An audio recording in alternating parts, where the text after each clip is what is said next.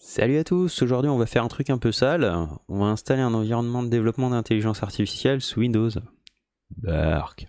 Alors jusque là j'avais réussi à me passer de Windows pendant quasiment 10 ans, mais récemment je me suis monté un PC gaming avec deux magnifiques cartes graphiques Nvidia. Bon c'est de la 1060 mais ça va, on arrive à en faire quelque chose. Et je me suis dit qu'au final ça pouvait être sympa de faire de l'intelligence artificielle dessus et j'ai dû installer le nécessaire pour faire de l'AI. Alors au final, c'est presque aussi simple que sous Linux. Il suffit d'installer un logiciel nommé Anaconda, donc il suffit de le télécharger. Voilà, c'est ici sur anaconda/download. Il suffit de cliquer sur la version à télécharger, voilà. Alors bien sûr, pour faire de l'intelligence artificielle, il vous faut obligatoirement des cartes graphiques Nvidia. Il me semble que ça marche difficilement sur les cartes graphiques ATI ou le reste. Voilà. Alors une fois que vous avez téléchargé ce magnifique logiciel, il vous suffira de l'exécuter. Vous aurez accès à ce magnifique outil. Et de là, il vous faudra installer différents modules. Donc là, il suffira... alors normalement, vous n'aurez qu'un seul élément qui est le base root. Et sur le petit écran ici, vous aurez accès aux logiciels en fait qui sont disponibles ici. Alors par défaut, il y a quand même pas mal de trucs.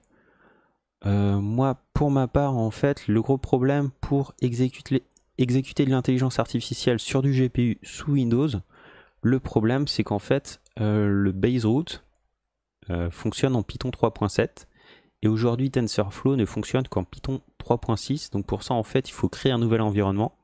Donc vous le nommez comme vous voulez, vous faites 3.6 et vous le créez. Ça va vous télécharger un peu un gros bordel.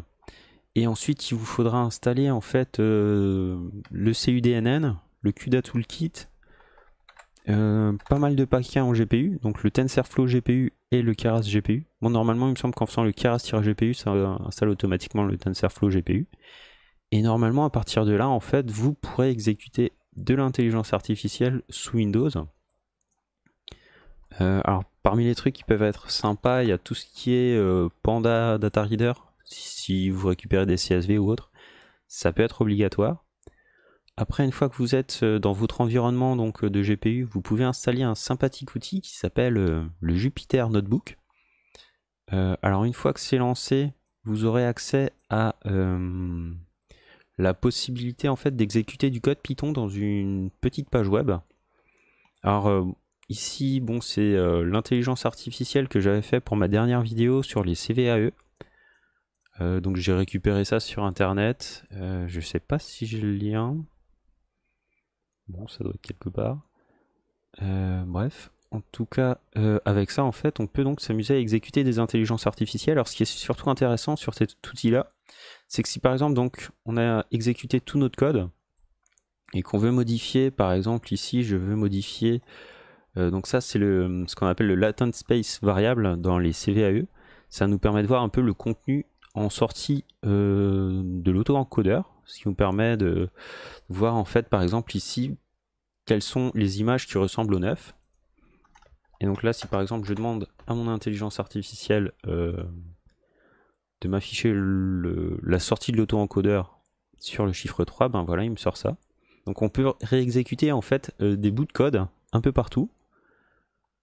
Et c'est plutôt pratique.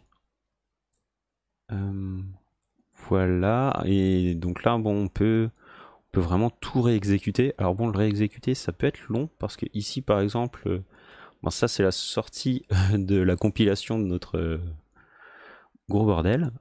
Donc ça peut prendre pas mal de temps quand même si on a des grosses cartes graphiques. Bon, après une 1060, c'est pas si gros que ça, mais ça peut quand même prendre un certain temps à exécuter.